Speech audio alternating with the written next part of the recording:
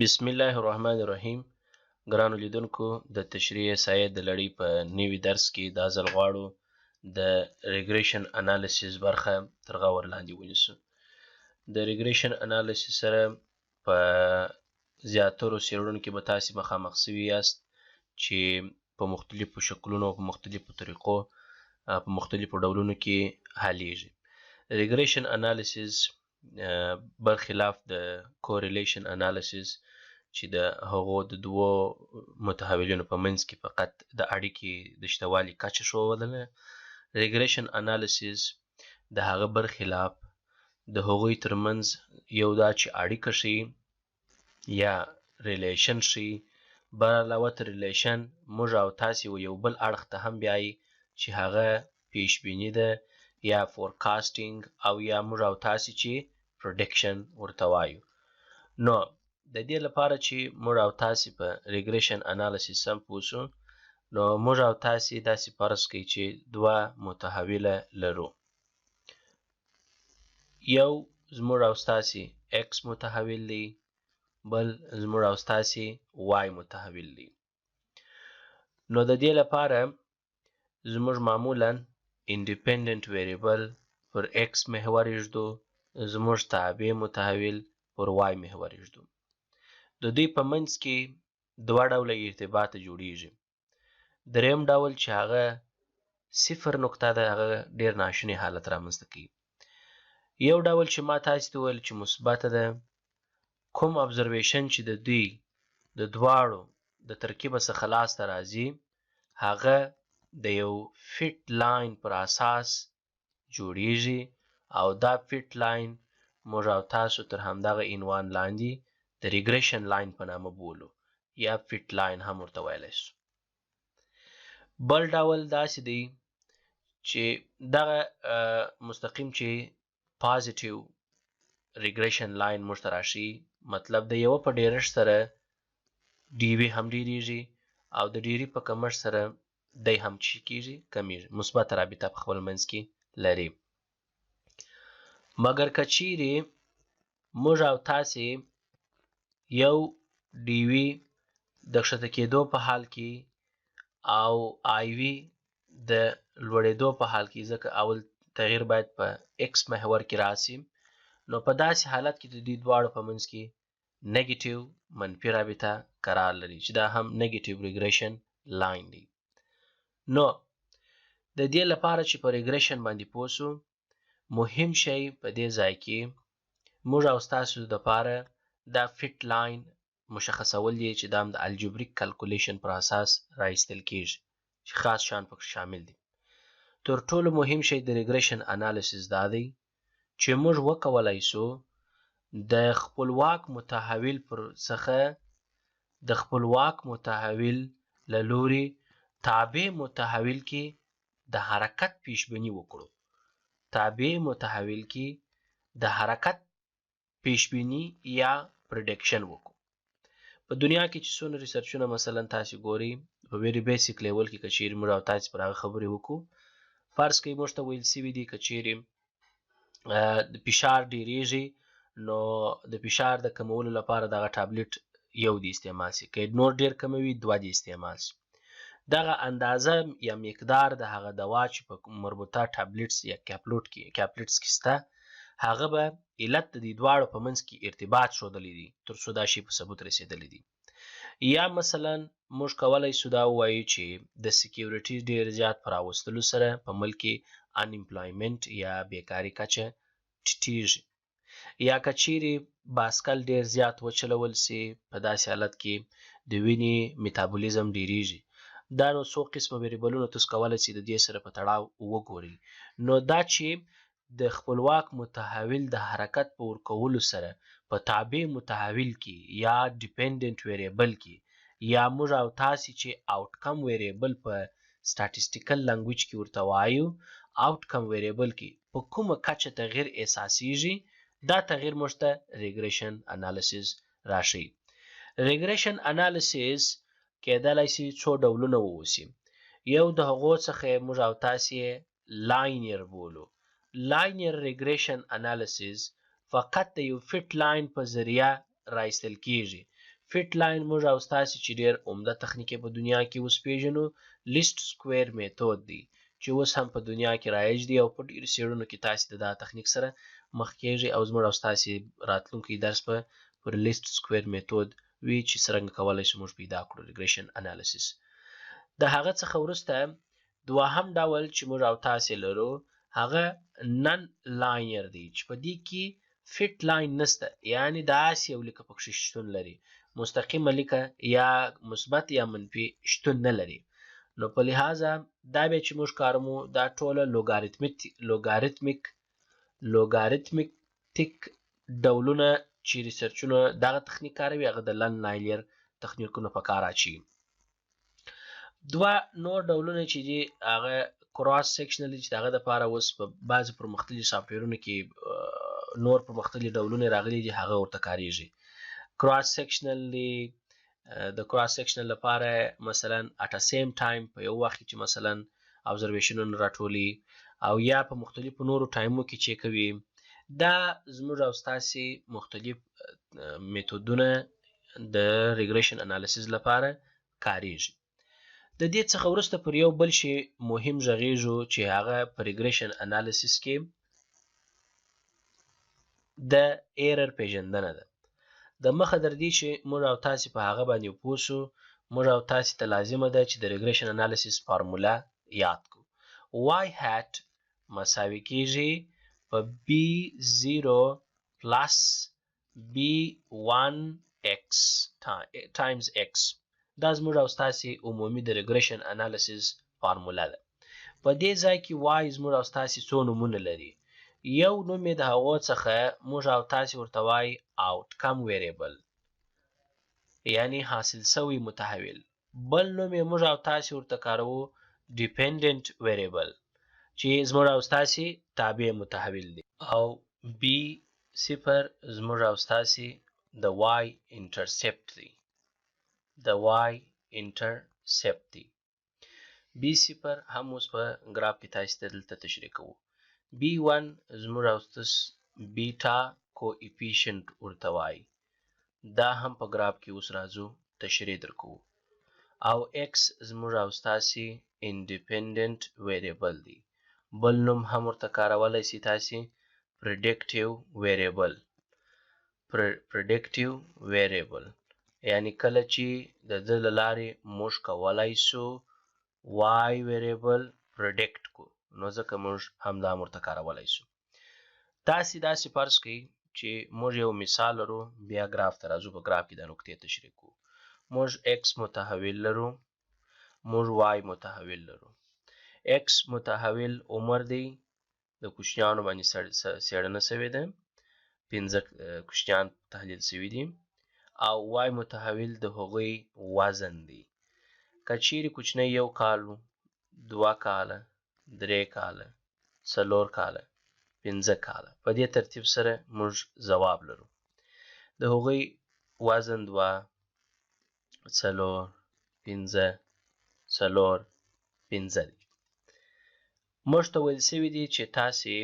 داسې هایپوتیسیس یا فرضیه ورته لرو چې د عمر په ډېرښت سره وزن ډېرېږي او که نه. نو په دې لحاظ باندې د دوی نقطې که چیرې تاسې پر همدغه ګراف باندې دلته رسم کړئ،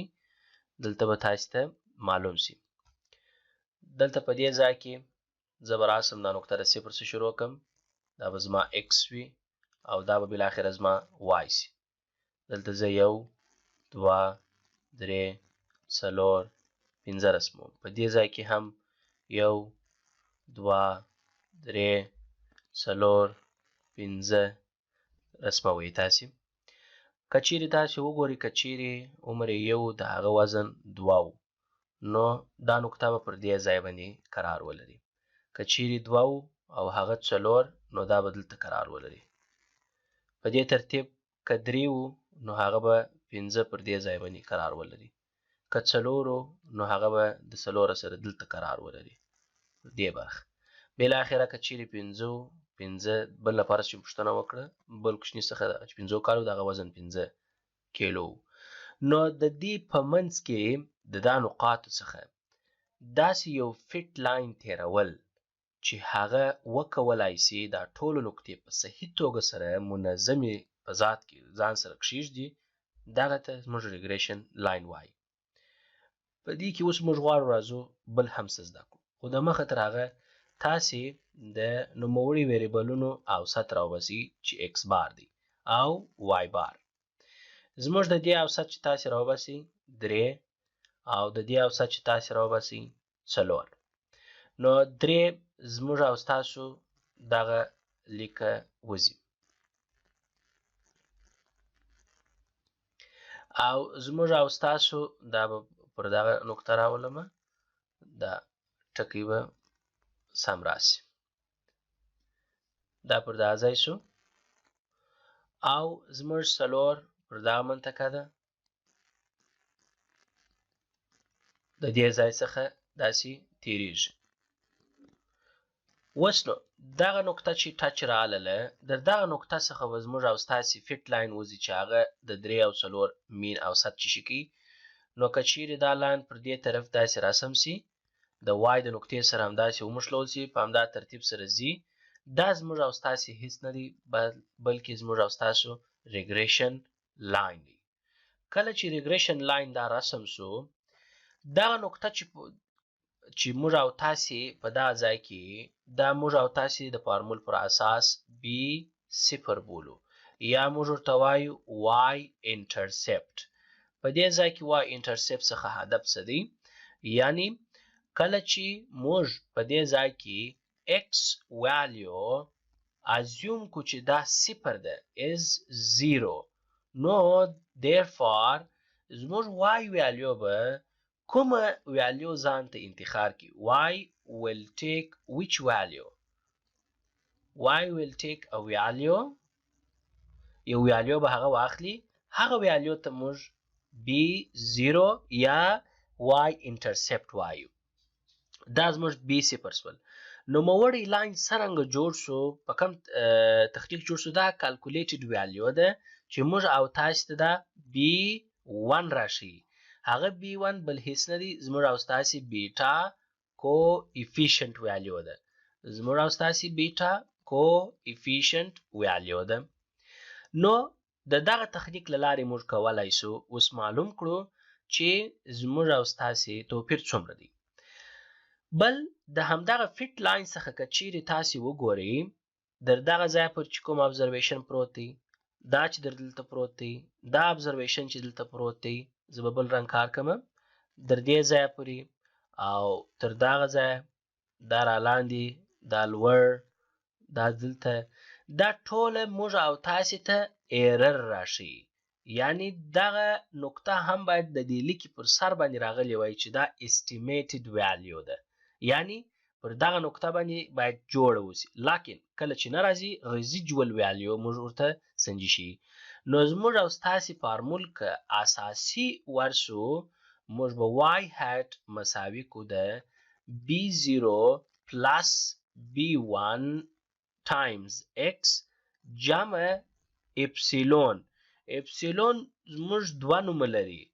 یا موږ ورته ویلی سو چې دا ریزیجوال ویلیو ده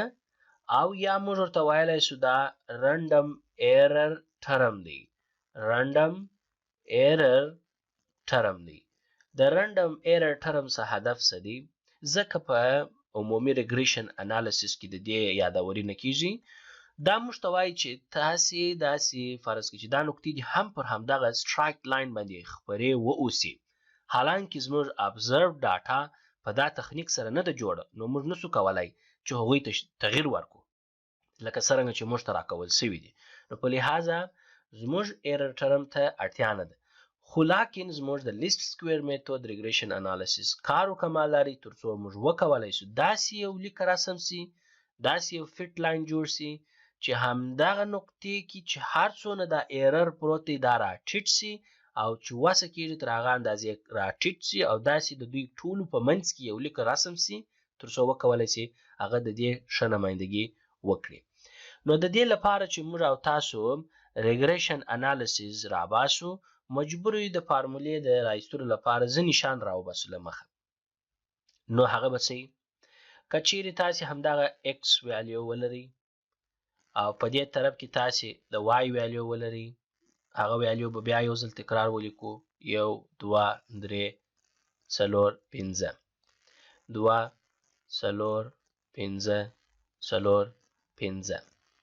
د مخه در دې چې سوال تاسې حلوئ تاسې د دوی مین راباسئ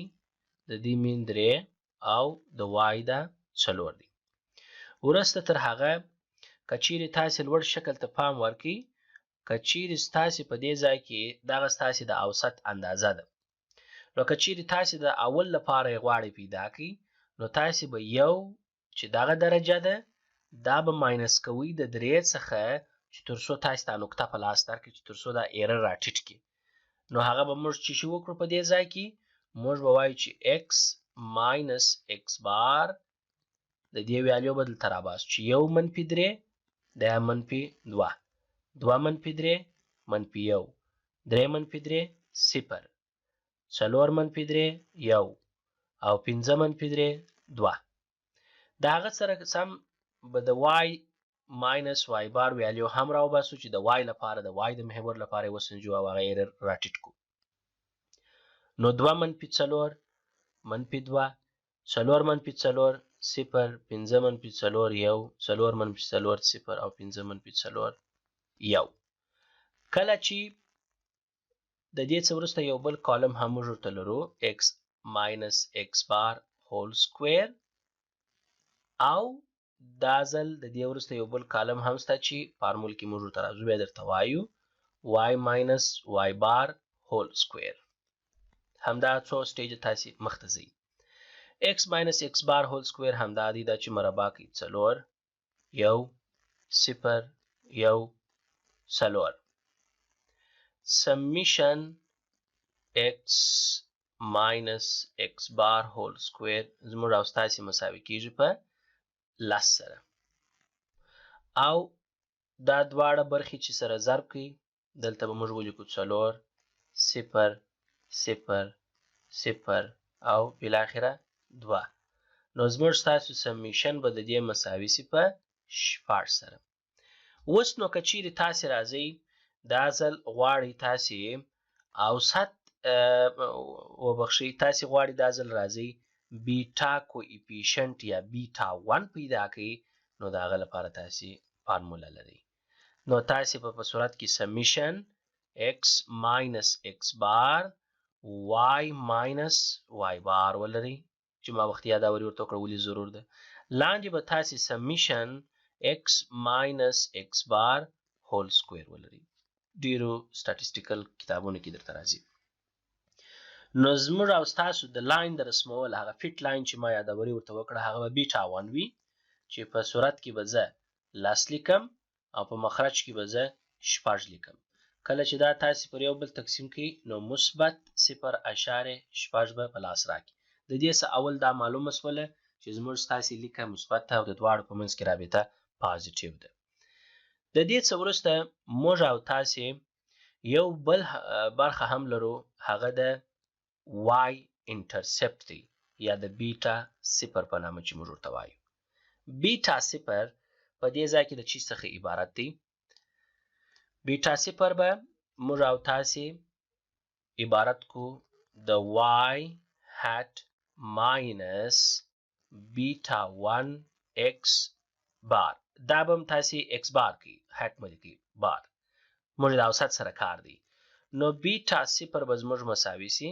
y زموږ او ستاسې 4 ویلیو ده ماینس بیټا زموږ او ستاسې 0.14 ده x بار زموږ او ستاسې 3 دی نو د دې وروسته چې کله تاسې د همدغه ځواب راباسئ نو تاسې به دلته ولیکئ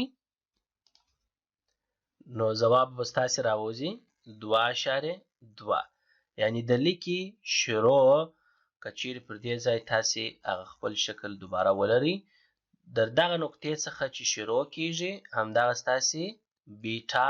0 دی لکه څونه مایل سي دا بیټا کوئفیشنټ ویلیو درته ښیي اوس نو زموږ او ستاسې پریډکټیو فارمولا د ریګریشن انالیسیس په لیست سکویر میتود کې راوایستل شوله هغه څه رقم راایستل کیږي هغه نوره تاسې ته جوړیږي دلته نو تاسې به ولیکئ چې y hat مساوي کیږي په بیټا 0 plus beta 1x.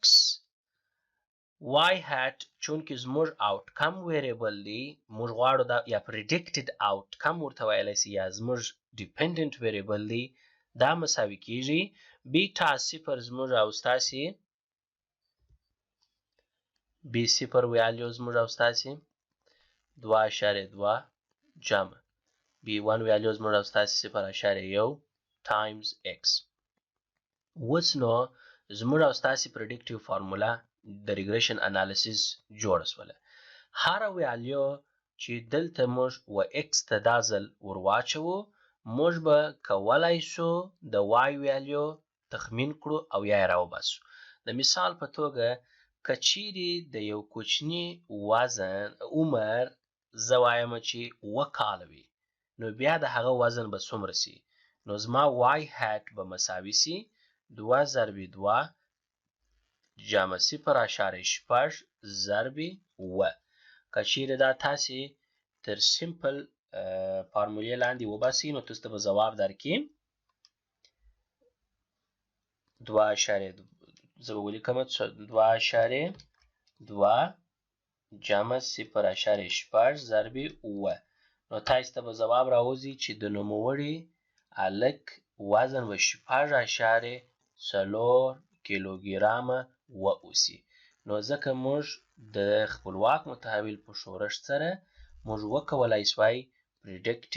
predicted outcome یا زموږ dependent variable په د هغه په ذریعه باندې تخمین کړو یا یې فورکاست وکړو او ځان ته یې راوباسو